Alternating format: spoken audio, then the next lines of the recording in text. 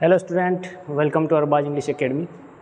जैसे कि आप पीछे थंबनेल के ऊपर देख रहे हैं BSTC 2024 इंग्लिश। ये स्क्रीन पे जो है ये आपका इंग्लिश का BSTC का सिलेबस है, जो कि टॉपिक वाइज मैंने लिखा है ताकि इसमें आसानी हो कि हम अपने सिलेबस को किस तरह से कंप्लीट कर सकें। हम देख रहे हैं कि BSTC की जो डेट है वो आ चुकी है। BSTC की डेट आपके 30 जून है। कितने जून है? 30 जून। और 30 जून आपके पास डेट है और तारीख जो है वो ये बता रही है कि हमारे पास समय जो है, टाइम जो है वो बहुत ज़्यादा कम है। और हमारे सामने ये जो टॉपिक्स है ये हमारे सिलेबस के अंदर है। ये स्पेशल इंग्लिश का सिलेबस ही है आपके लिए। इंग्लिश के सिलेबस के लिए एक दो बातें आपको बता दूं। इंग्लिश के सिलेबस में आपके पास 20 क्वेश्चन आने हैं। कितने क्वेश्चन आने हैं? 20। प्रत्येक जो क्वेश्चन है वो आपका 3 नंबर का है। इसका मतलब ये है कि इंग्लिश का जो पोर्शन है BSTC के अंदर वो आपके कितने नंबर का है? 60 नंबर का। इस 60 नंबर के पोर्शन को हम इन टॉपिक्स से कवर करेंगे, या यूँ कह सकते हैं कि इन टॉपिक्स के ज़रिए से हम इन 60 नंबर को कवर करेंगे।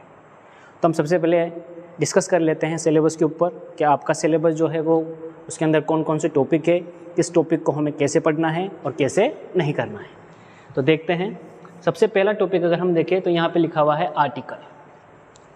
आर्टिकल वैसे बेसिकली डिटरमाइनर का एक पॉइंट होता है। आर्टिकल के अंदर आपको विशेष रूप से 4 पॉइंट पढ़ने हैं। वो कौन कौन से पॉइंट है? आर्टिकल में आपके ए होता है, एन होता है और द होता है। एक इसको जो हम क्रॉस बोलते हैं ये ओमिशन कहलाता है। तो आर्टिकल के पोर्शन के अंदर हम ये चारों जो पॉइंट है इनके ऊपर बात करेंगे।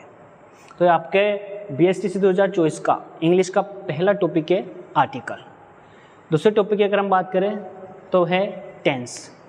टेंस जो कि हम समय के नाम से जानते हैं, कह सकते हैं हम टाइम, काल, उसके बारे में हम डिस्कस करेंगे।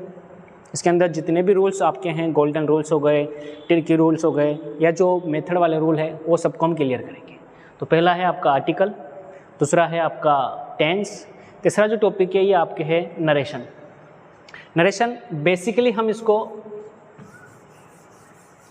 नरेशन जो है बेसिकली हम इसको किसके नाम से जानते हैं? डायरेक्ट, इनडायरेक्ट स्पीच के नाम से। अक्सर ये हमारे पास छोटी क्लासों के अंदर या जो बाकी क्लासें हैं उसके अंदर हमारे पास ये डायरेक्ट और इनडायरेक्ट स्पीच के नाम से आता है। यहाँ पे हमारा ये नाम है नरेशन। इसके बाद की अगर हम बात करें तो हमारे पास जो नेक्स्ट टॉपिक है वो है प्रीपोजिशन। इसके अंदर कुछ प्रीपोजिशंस होगी जो नाउन और प्रोनाउन जो होता है उसके मोशंस को बताती है। कुछ प्रीपोजिशन जो है वो हम इसके अंदर कंप्लीट करेंगे। कौन कौन सी प्रीपोजिशन है, कौन सी नहीं है, किसका यूज़ कहाँ होता है और कैसे होता है। इसके बाद हम बात करते हैं कनेक्टिव्स। इसको हम कह सकते हैं कंजक्शन। जो हमारे कंजक्शन का जो टॉपिक होता है उसी को बोला जाता है। तो हमारे पास टॉपिक हो गए article, tense, narration, preposition, connectives. उसके बाद है आपके पास सेंटेंस। ये आपका सबसे थोड़ा सा लेंथी टॉपिक कह सकते हैं, लेकिन ये है ईजी ही। सेंटेंस को 3 भागों में डिवाइड किया है BSTC के रूल उसमें सिलेबस के अंदर। पहला है काइंड ऑफ सेंटेंस। हमें सेंटेंस के प्रकार पढ़ने हैं, कौन कौन से सेंटेंस में दिए हुए हैं और कौन कौन से नहीं हैं। दूसरा है सेंटेंस कंपल्शन और तीसरा है करेक्शन ऑफ सेंटेंस, कि किस तरह से जो सेंटेंस है उसको हम करेक्ट कर सकते हैं। हमारे सामने एग्जाम के अंदर जो सेंटेंस आएंगे वो इनकरेक्ट आएंगे, उसको हमें करेक्ट करना है। उसके अंदर कंपल्शन आएगा, हमें कंपल्शन को देखना है। ये हमारा सेंटेंस वाला टॉपिक होगा। उसके बाद है हमारे पास एरर, जिसके अंदर हमें गलतियाँ निकालनी हैं। एक हमारे पास स्पॉटिंग एरर होगा, एक हमारे पास स्पेलिंग एरर होगा। हमें स्पॉटिंग के अंदर एरर निकालना है और हमें स्पेलिंग के अंदर एरर निकालना है। इसके बाद अगर हम बात करते हैं तो हमारे पास है वोकैबुलरी। वोकैबुलरी बेसिकली हम शब्दकोश को कहते हैं। इसके अंदर विभिन्न प्रकार की चीज़ें आ जाती है, डिफरेंट टाइप, जो कि नीचे अगर हम देखें लिखे भी है। वैसे इसको अलग से दे दिया गया है। वोकैबुलरी में मोस्टली सब चीज़ें आ जाती है, स्पेशली सिनोनिम्स और एंटोनिम्स, मतलब पर्यायवाची और विलोम शब्द। इसके अलावा है हमारे पास वन वर्ड सब्स्टिट्यूशन, मतलब एक अर्थ जो शब्द होते हैं, एक शब्द जो होते हैं एक सेंटेंस के लिए, उसको हम कहेंगे वन वर्ड। तो ये भी हमारे टॉपिक में है। और उसके बाद में है हमारे कॉम्प्रिहेंसिव। कॉम्प्रिहेंशन के अंदर हमारे पास क्या होगा?